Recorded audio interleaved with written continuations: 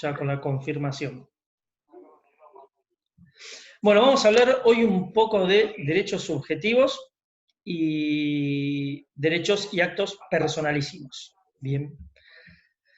Primero, recuerden que cuando arrancamos habíamos hecho esta división entre el derecho objetivo y el derecho subjetivo. El derecho objetivo como ordenamiento legal, como ordenamiento jurídico. Bien, cuando hablamos de derecho objetivo hablamos de el Código Civil y Comercial, la Constitución, el Código Penal, todo eso, en conjunto. Y por otro lado, hablábamos de derecho subjetivo como facultades o poderes que tenemos nosotros. Bien, la definición dice que son prerrogativas, facultades que las normas jurídicas reconocen a las personas para que puedan satisfacer sus necesidades y exigir de los demás un determinado comportamiento. Bien, frente a todo derecho subjetivo es cuando nosotros decimos yo tengo derecho a tal cosa. Bien. Frente a ese derecho subjetivo, casi siempre del otro lado hay un deber o una obligación, como lo denominamos nosotros. Bien. Sol, estás sin audio y sin video. Acá me agarró tipo alergia y empiezo a estornudar y no paro. Ah, Pero igual escucho. Está bien. Bueno, les decía, frente a ese derecho subjetivo, es decir, a esa potestad o esa facultad que yo tengo para exigir algo, hay otra persona que tiene una obligación de cumplir ese algo. Bien. Ahora vamos a ver los distintos tipos de derechos subjetivos que hay.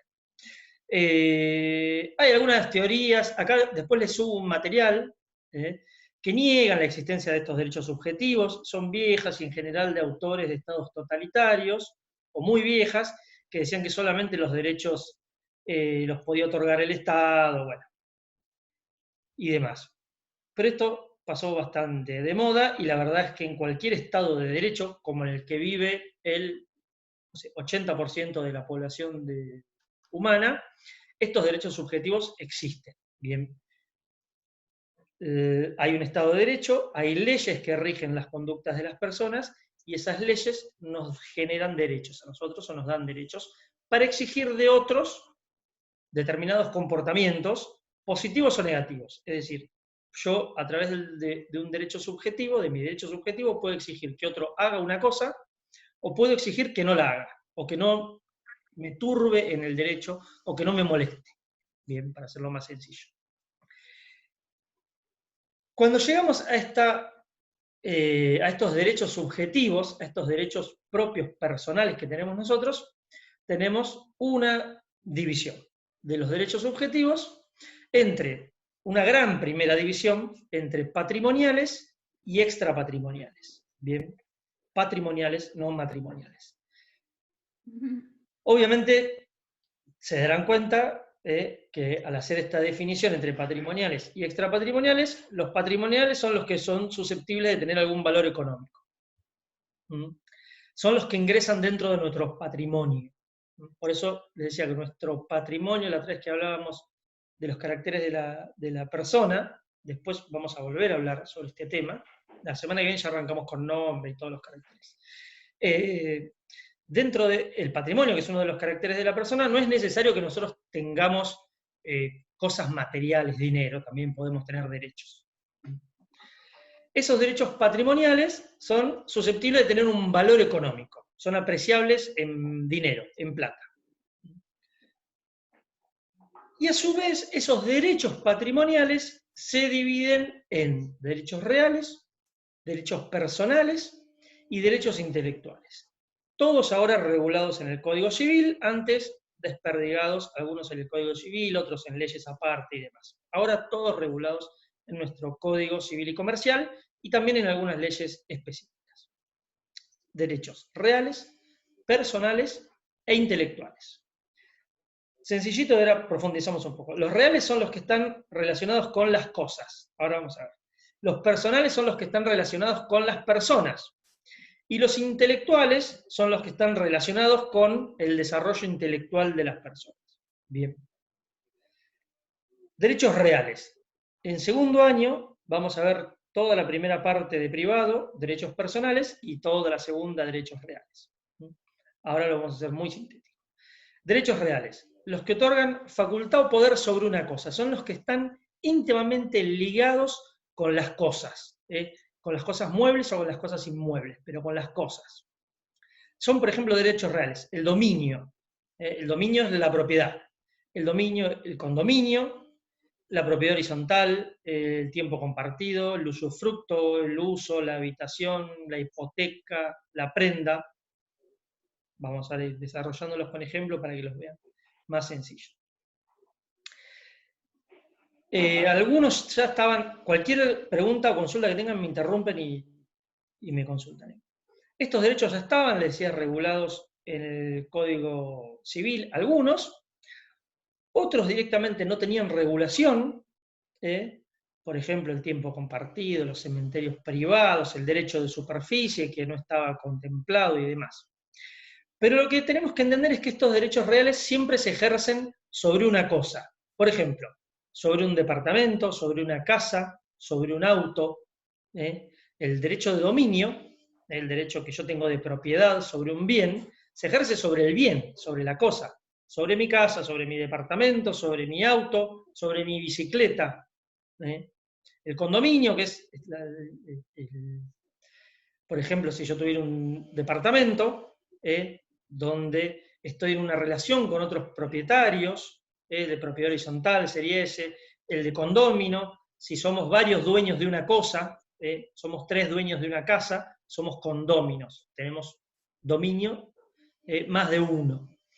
Pero siempre son derechos que se ejercen sobre cosas. Pueden ser sobre cosas propias o pueden ser sobre cosas ajenas. Vamos a un ejemplo. El dominio, el usufructo, se ejerce sobre la cosa propia. Yo mi derecho de propiedad lo ejerzo sobre mi casa, no sobre la casa del vecino.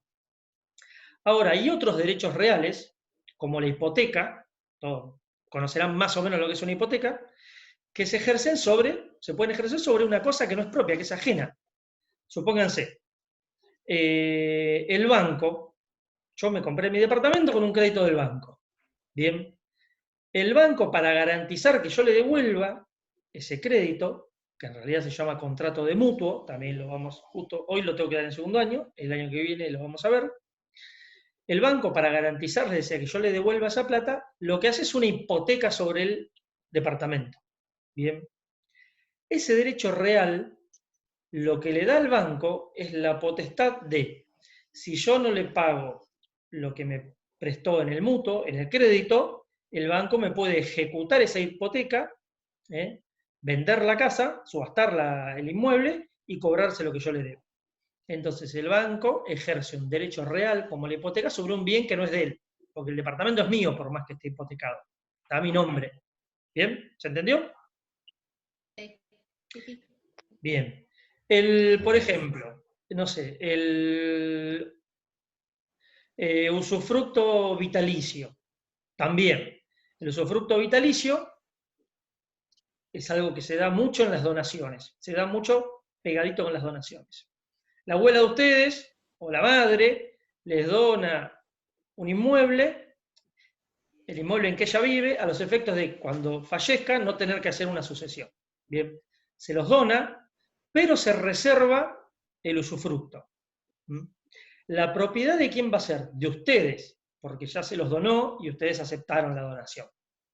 Pero ella va a tener un derecho que se llama usufructo, que es el uso y la habitación, el uso y goce, en realidad, del inmueble, generalmente en forma vitalicia, hasta que se muera. ¿Esto para qué lo hace?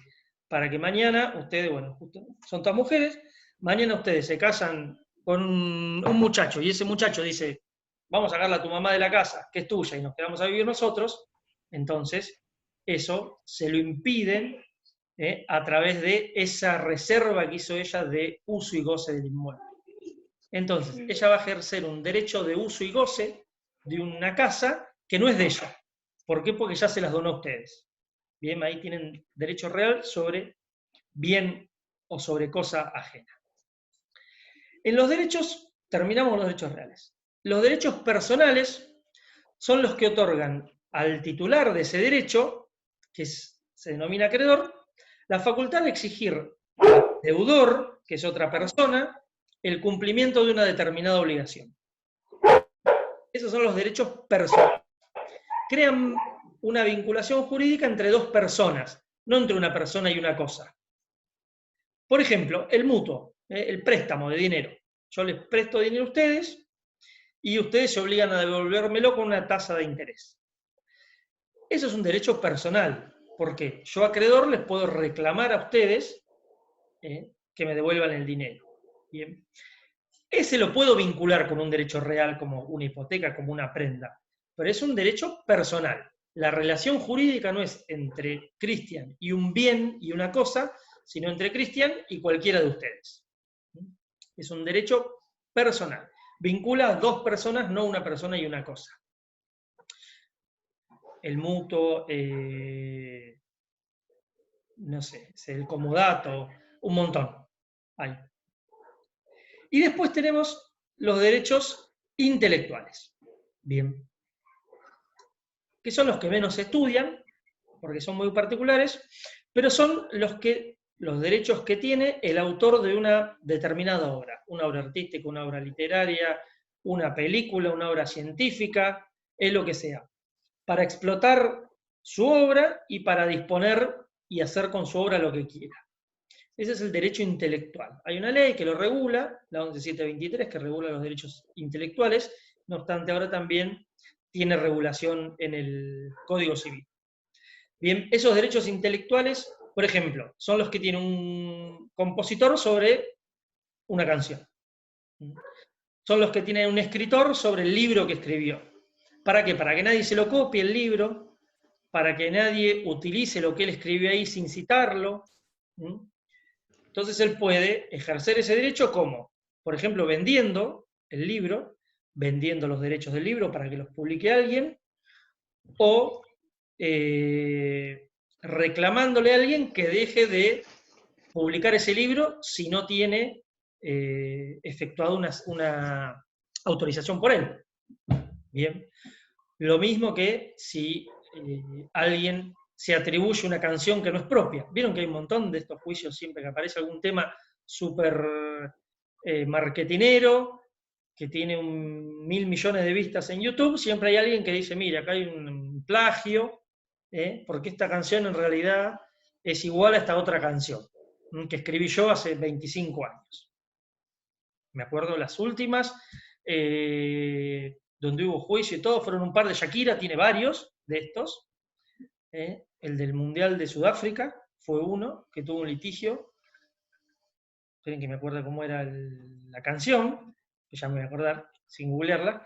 Pero bueno, la canción que hizo Shakira para el Mundial de Sudáfrica, una persona se presentó a la justicia y dijo, mire, hay una canción que es mía que es muy parecida.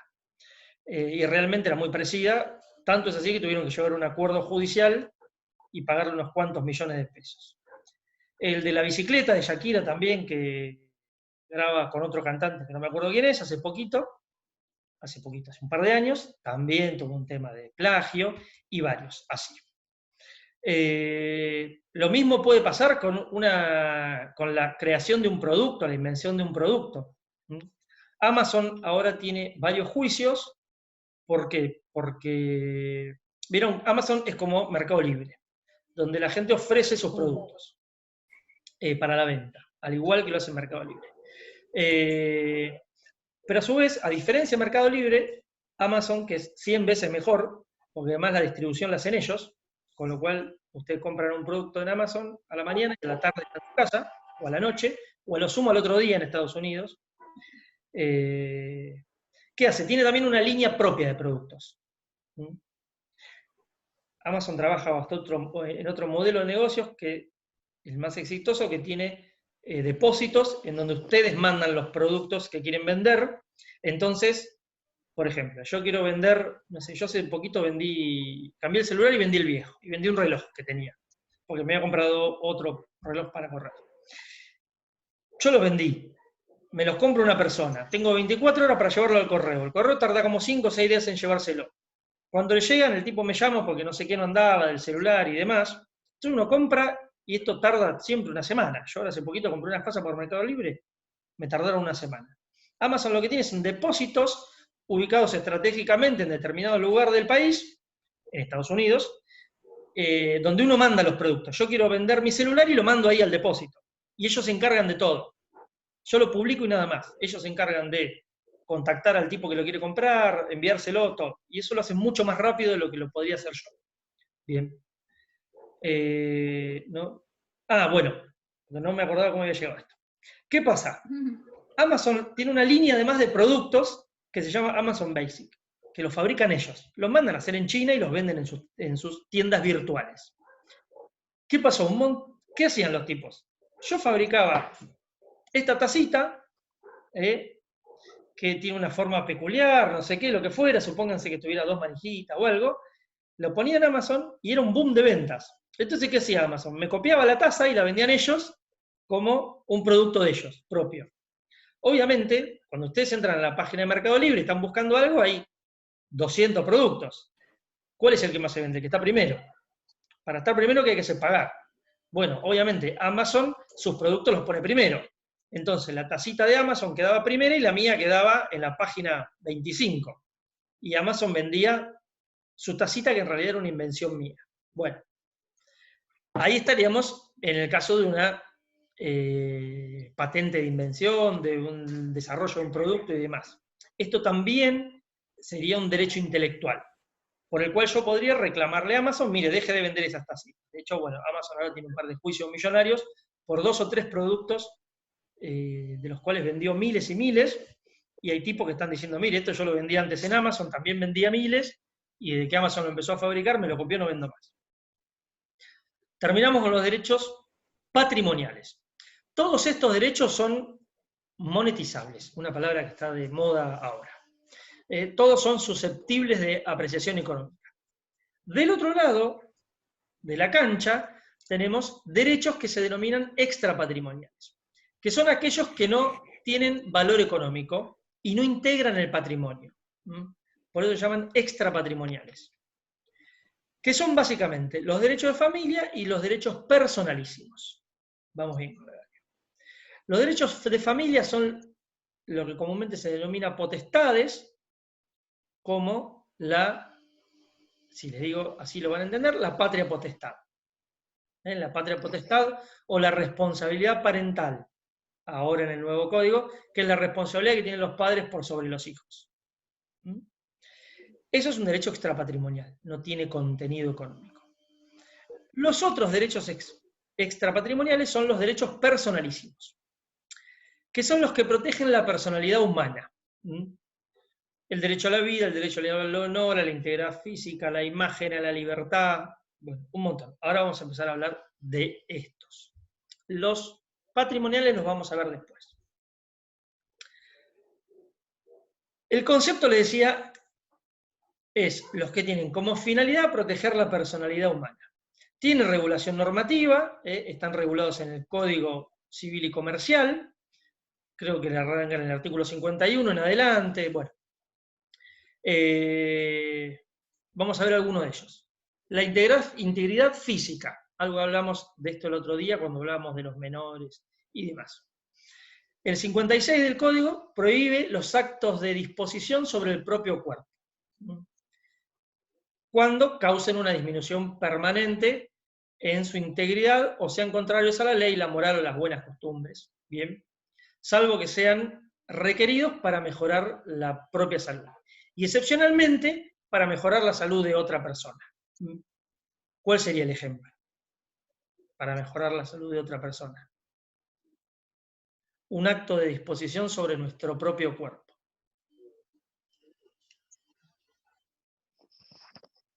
¿Qué les parece a ustedes?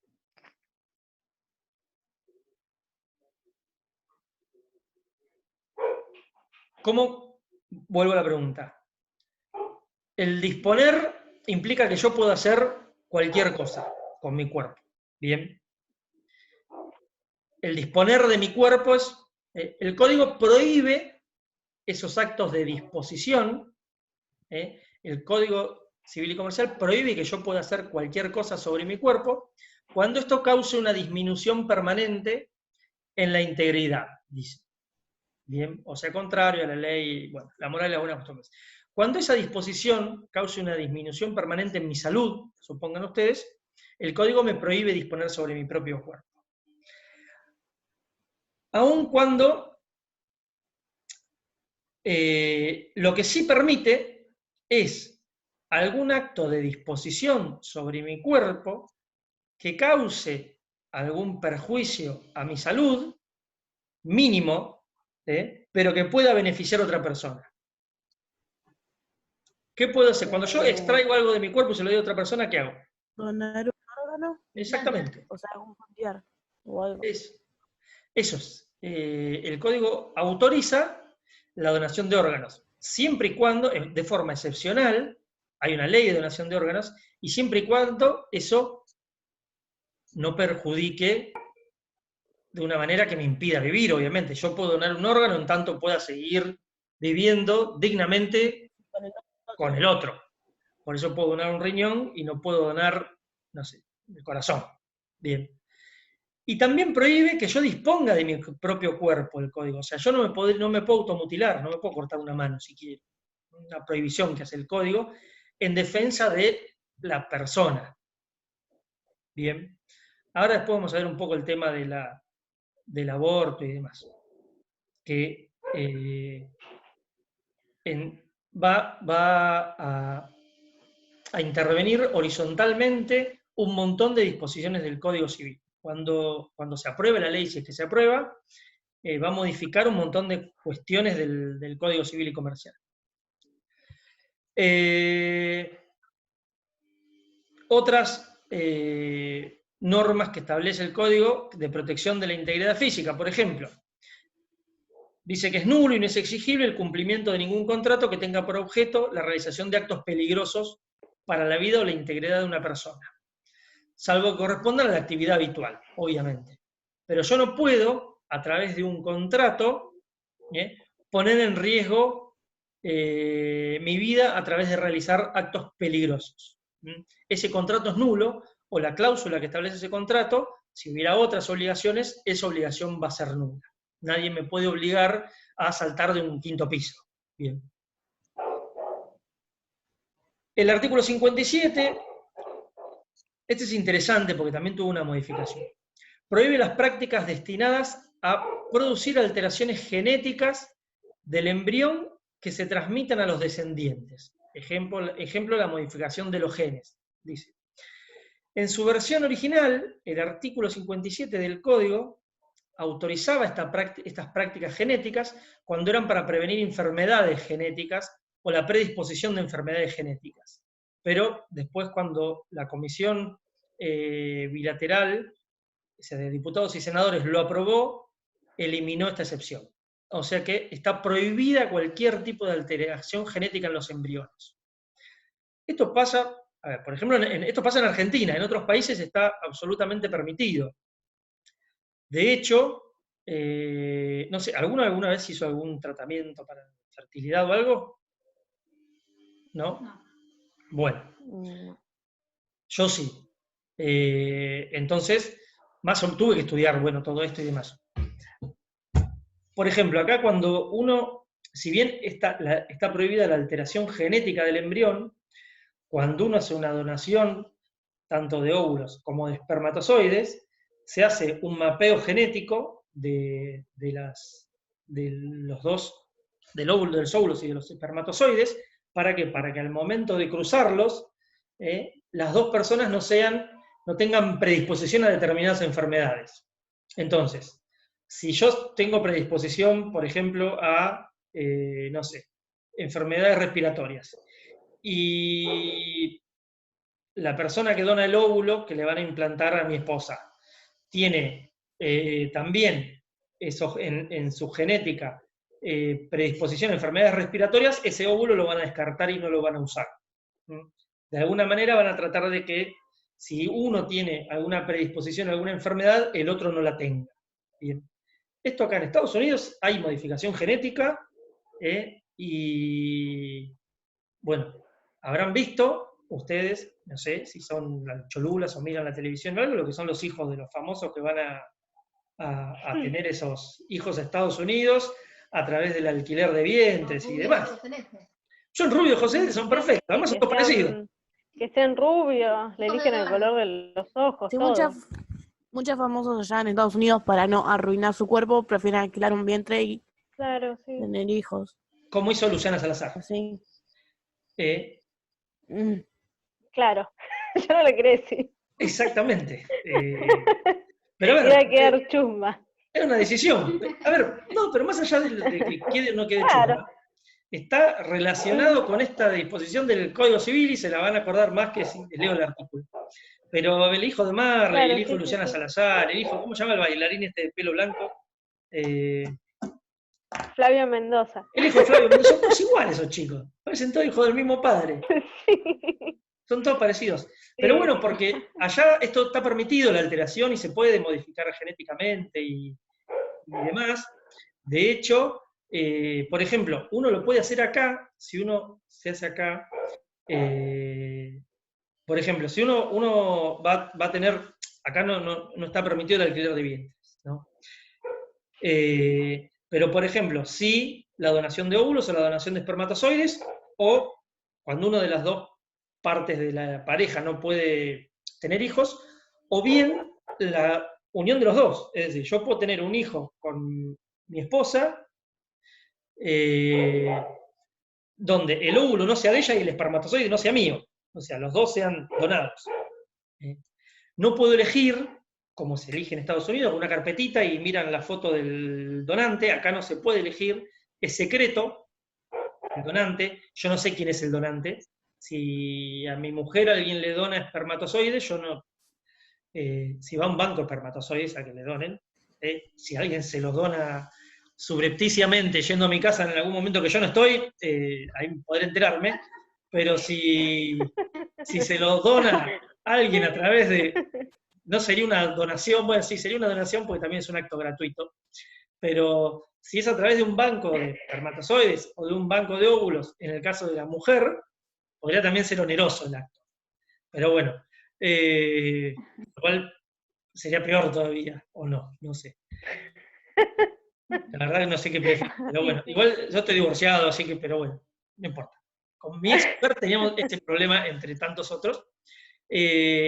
Por ejemplo, si nosotros elegíamos hacer la fecundación in vitro, la fertilización, perdón, in vitro, ese óvulo y el espermatozoide los congelaban y los mandan a Estados Unidos, hacen un estudio genético, todo un mapeo genético, y ellos pueden alterar y modificar determinadas circunstancias, que por ejemplo, en nuestro caso éramos los dos propensos a enfermedades respiratorias, el médico nos dijo, los mandamos a Estados Unidos, tampoco es algo tan caro, y ellos eliminan ese gen que da la propensión a tener enfermedades respiratorias. Con lo cual, esta alteración genética, y por eso el artículo hace esta modificación, que después se sacó, estas prácticas genéticas no solo hacen que el nene sea rubio de ojos celestes, mida más de 1,80 m y tenga un cuerpo escultural, sino también que pueda no desarrollar determinadas enfermedades. Si alguna vio, ustedes son jóvenes, no creo que la hayan visto, hay una película. Prototipos. ¿Cómo? Son como prototipos. Exacto. Hay una película futurista, medio vieja, que se llama Gattaca, que hacían eso. Todas las personas que vivían estaban todas alteradas genéticamente desde su concepción. Bien. Y los que no vivían, obviamente trabajaban muchas más horas, eran todos altos, no tenían enfermedades, eran todos perfectos, flacos y demás. Y los que no tenían esa alteración genética eran como descartados así del mundo. Y bueno, hay un tipo que se hace pasar por uno de estos que eran genéticamente perfectos, que era el 90% de la humanidad, porque se había prohibido el tener hijos en forma natural y todos eran a través de estos procesos de modificación genética. Lo cual no está... A ver, si nos ponemos a discutirlo desde el lado de la bioética, tampoco está tan mal. Está mal que yo quiera tener un hijo alto, rubio, de ojos celestes, es una pavada, como hacen las estrellas argentinas que van a tener a sus hijos a Estados Unidos, pero no está mal, o me parece a mí no está mal que yo quiera que mi hijo no tenga enfermedades de tipo respiratorias o propensión, no sé, a tener cáncer o alguna otra cosa, o Alzheimer o lo que fuera. si esto se puede hacer genéticamente, ¿por qué no hacerlo? ¿No? Si el conocimiento y la ciencia Claro. está al alcance hoy nuestro como para hacerlo, ¿por qué no hacerlo?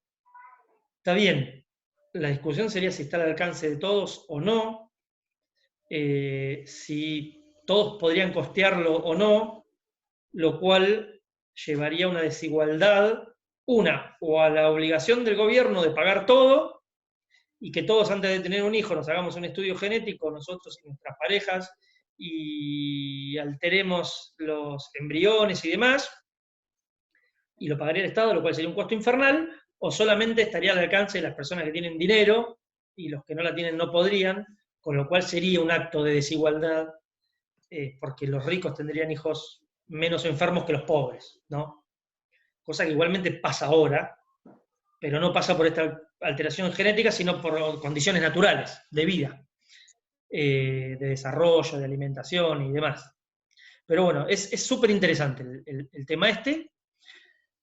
Creo que Es todavía no como, llega. Sí, es como el tema del aborto, o sea, si es gratuito, tiene que ser para todos, o lo tiene que pagar el, bueno, el Estado, el gobierno, y si no, bueno, o sea, generaría esa desigualdad, exactamente. porque la gente lo va a seguir haciendo, pagando o Es no. muy parecido a esto que vos planteás, el tema que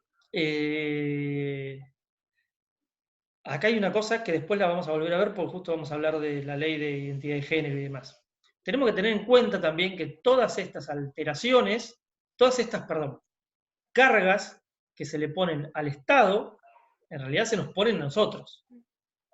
Bien, cuando el Estado se haga cargo de Claro. hacer, el Estado de las prepagas, ambos, de hacer los abortos en forma gratuita, esto va a implicar un mayor costo para todos nosotros. Bien, porque una cosa es ahora el que va y se paga el aborto en una clínica clandestina o en forma clandestina, lo paga de su bolsillo, después lo va a pagar el Estado. El Estado somos nosotros y los impuestos los pagamos nosotros. Con lo cual, entre todos vamos a tener que pagar un poquito más.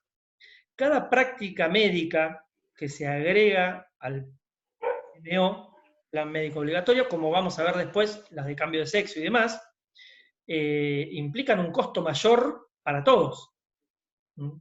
Porque una práctica médica que antes era solventada por una prepaga y el Estado no la hacía, o las obras sociales no las hacían dentro del plan médico obligatorio, que es el plan mínimo, antes, si el aborto, supónganse ustedes, no sé, el cinturón gástrico, que antes por ahí me lo cubría el plan más alto de OSDE, y yo que tengo el más bajo, o que tengo, no sé, pastelero, no me lo podía hacer. Al Estado obligar a todos a que lo cubran, a todas las obras sociales, implica un costo mayor para la obra social, para la prepaga y demás. Costo mayor que obviamente vuelve, y a mí ahora la prepaga me sale un poquitito más cara. ¿Por qué? Porque yo tengo más derechos. Yo ahora le puedo exigir a la prepaga que me haga el cinturón gástrico. Bien. O en el caso de las fecundaciones in vitro, yo le puedo exigir a la prepaga, y la prepaga tiene la obligación, aun cuando yo tenga el plan más bajo, de hacerme hasta 3 por año. Bien. ¿Esto qué implica? Que esto vale 100.000 pesos cada una. La prepaga va a decir, bueno, a ver, va a ser un cálculo y va a decir, bueno, a ver, ¿cuántas? Antes hacía 50 por año, ahora ¿cuántas voy a tener que hacer? Y ahora voy a tener que hacer 1.500. Bueno, esas 1.500 por 100.000 me da tal número, ese número lo tengo que repartir entre todos los asociados, porque va a ser un costo mayor que voy a tener. Bien, entonces, cada vez que hablemos de derechos que se amplían en materia de salud, estamos hablando también de un mayor costo para el Estado. El tema del aborto, para mí, nos queda menos de un minuto, ni bien se corte, arrancamos con el otro. El tema del aborto, para mí, más allá de que va a tener un costo mayor, porque se va a poder hacer, en realidad va a achicar costos en la salud pública y en la privada muchísimo. ¿Por qué? Porque va a también prevenir el nacimiento de chicos que puedan tener alguna discapacidad, lo cual le sale muchísimo a la prepaga privada o al Estado durante toda la vida. Y esto es algo de lo cual no se habla mucho, que el aborto esté relacionado a eso. Las personas quienes levantan la bandera, yo estoy a favor del aborto, quienes levantan la bandera del aborto,